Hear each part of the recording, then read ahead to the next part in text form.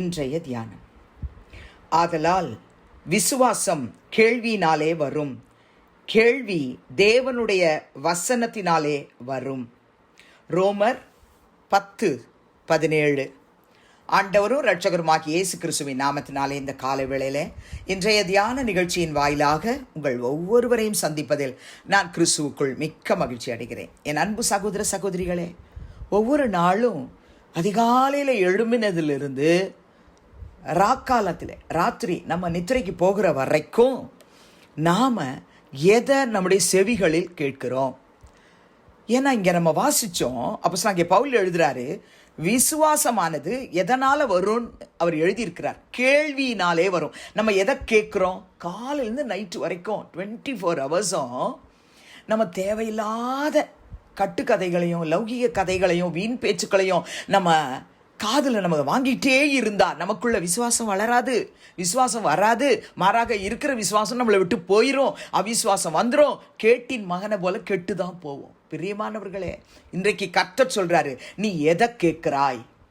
நீங்களும் நானும் எதை 24 மணி நேரத்தில் எதை நம்ம செவியில் அதிகமாக கேட்குறோம்? கர்த்தருடைய வார்த்தையை கேளுங்க பிரியமானவர்களே. வார்த்தையை வாசிங்க, வார்த்தையை கேளுங்க, வார்த்தையை கேளுங்க, தேவனுடைய வார்த்தையை கேளுங்க. கர்த்தருடைய வார்த்தை தான் நமக்குள்ள விசுவாசத்தை வர்த்திக்க செய்யும், வர்த்திக்க பண்ணும். ரோமர் 10:14 பவுல் எழுதுகிறார், அவரை விசுவாசியாதவர்கள் எப்படி அவரை தொழுது கொள்வார்கள்? அவரை குறித்து கேள்விப்படாதவர்கள் எப்படி விசுவாசிப்பார்கள்? பிரசங்கிக்கிறவன் இல்லாவிட்டால் எப்படி கேள்விப்படுவார்கள்? 3 காரியம் கேட்கிறார். விசுவாசியாதவர்கள் எப்படி அவரை தொழுது கொள்வார்கள்?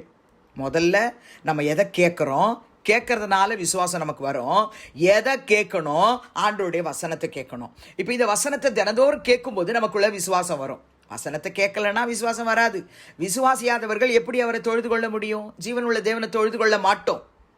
அப்போ அடுத்து அவர் சொல்றாரு, அவரை குறித்து கேள்விப்படாதவர்கள் எப்படி விசுவாசிப்பார்கள்?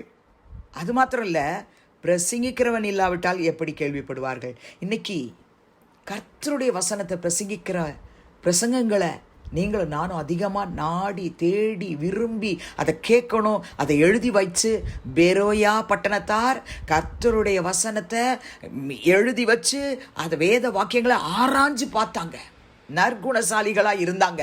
கர்த்தருடைய பிள்ளைகளை நீங்களும் நானும் வேத வசனத்தை கேட்கணும், வேத வசனத்தை கேட்கணும். அப்போதான் விசுவாசம் வரும். அப்போதான் பிதாகுமார் பரிசுத்த ஆவியானவரை தொழுது கொள்ள முடியும். நம்ம விசுவாசத்தில் வளரும் பொழுது நம்ம யாரெல்லாம் சந்திக்கிறோமோ அவங்களுக்கெல்லாம் விசுவாசத்தை தூண்டுகிறதற்கு ஏதுவான வேத வசனங்களை அவங்களுக்கு நம்ம சொல்லணும். பிரியமானவர்களே, ரோமர் 1:16 பவுல் இப்படியா எழுதுகிறார், கிறிஸ்துவின் சுவிசேஷத்தை குறித்து நான் வெட்கப்படேன். முன்பு யூதரிலும் பின்பு கிரேக்கரிலும் விசுவாசிக்கிறவன் எவனோ அவனுக்கு ரட்சிப்பு உண்டாவதற்கு அது தேவ பலனாய் இருக்கிறது. அப்போ நம்ம சுவிசேஷத்தை நம்ம சொல்லணும், சுவிசேஷத்தை சொல்லணும். இயேசு பிறந்தார், வாழ்ந்தார், 3.5 வருஷம், 30-33 வருஷம் அவர் இயேசு கிறிஸ்து பிதாவினுடைய சித்தத்தை செய்து முடித்தார். ஊழியம் செய்தார், சுகப்படுத்தினார், மரித்தவர்களை உயிரோடு எழுப்பினார், வியாதியஸ்தர்களை சொஸ்தமாக்கினார், தரித்திரருக்கு சுவிசேஷத்தை அறிவித்தார். கர்த்தருடைய பிள்ளைகளே, எல்லாம் செய்த அவரை அவருடைய சொந்த ஜனம் சிலுவையில் அறைஞ்சாங்க. அவர் மரித்தார், அடக்கம் பண்ணப்பட்டார், 3ஆம் நாள் உயிரோடு எழும்பினார். பிறகு அவர் தம்முடைய சீஷர்களுக்கு தரிசனம் ஆகிட்டு அவங்களை ஆசீர்வதிச்சுட்டு பரலோகம் போயிட்டாரு.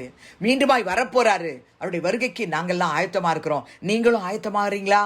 இதுதாங்க சுவிசேஷம். இந்த சுவிசேஷத்தை குறித்து நான் சொல்ல வெட்கப்படேன் அப்படிங்கிறார். அப்போ அந்த சுவிசேஷத்தை நம்ம சொல்லும்போது அதை கேட்கிறவங்களுக்குள்ள ரட்சிப்பு உண்டாகும். அது தேவ பலனை மற்றவர்களுக்கு கொடுக்கும். பிரியமானவர்களே, நீங்கள் 1 கொரிந்தியர் 1:18 24 வரை உள்ள வசனத்தை வாசிச்சிங்கன்னு சொன்னா, அப்போஸ்தலனாகிய பவுல் தான் எழுதுறார் கொரிந்திய சபை மக்களுக்கு, சிலுவையை பற்றிய உபதேசம் கெட்டு போகிறவர்களுக்கு பைத்தியமாய் இருக்கு, ரட்சிக்கப்படுகிற நமக்கும் அது தேவ பலனாய் இருக்கு. இன்னைக்கு நிறைய பேர் எப்படிப்பட்ட பிரசங்கங்களை நம்ம கேட்குறோம்? ரொம்ப அப்படியே எமோஷ்னலாக நம்மளை உணர்ச்சி வசப்படுத்தி அப்படியே நம்மளை பாடி துதித்து ஆராதித்து காயங்கள் கட்டுகள் எல்லாவற்றிலிருந்து விடுதலையாக்கக்கூடிய ஆசீர்வாதமான வாக்குத்தத்தங்களை குறித்து சொல்கிற இடத்துல தான் நம்ம போகிறோம், அதை தான் நம்ம கேட்க விரும்புகிறோம். ஆனால் இங்கே பவுல் சொல்கிற சிலுவையை பற்றிய உபதேசம், இயேசு கிறிஸ்து எனக்காக பாடுபட்டார், மரித்தார், அடக்கம் பண்ணப்பட்டார், அவருடைய சிலுவையை குறித்த உபதேசம், அந்த சிலுவையினால் எனக்கு கிடைச்ச ஜெயம், அந்த சிலுவையினால் எனக்கு கிடைச்ச ஆசீர்வாதம், அதை குறித்து சொல்ல சொல்ல சொல்ல அந்த உபதேசம் தான் நமக்கு ஒரு பலனை கொடுக்கும். ஆனால் பவுல் எழுதுறாரு, அந்த உபதேசம் கெட்டு போறவங்களுக்கு பைத்தியமா இருக்கான், ரட்சிக்கப்படுகிற நமக்கோ அந்த உபதேசம் தான் தேவபலனாக இருக்கு. தொடர்ந்து நீங்கள் 19, 20, 21, 22, 23, 24 படிச்சிங்கன்னு சொன்னால், பிரியமானவர்களே, நாங்கள் அந்த சிலுவையில் அறையப்பட்ட இயேசு கிறிஸ்துவை குறித்து தான் நாங்கள் பிரசங்கிக்கிறோம்.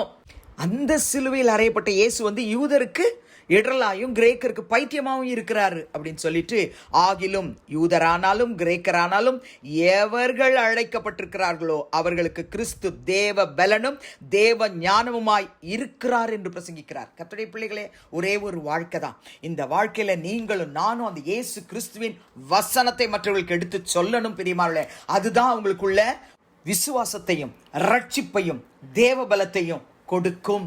அந்த கிருபை ஆண்டவரே, நாங்கள் இயேசுவை பற்றி சொல்லணும், வசனத்தை தான் சொல்லணும், எங்களுக்கு அந்த தைரியத்தையும் ஞானத்தையும் கிருபையும் தாருன்னு ஜெபிக்கலாமா? பிதாவே, இயேசுவின் நாமத்தினுடைய சமூகத்துக்கு நாங்கள் வருகிறோம்.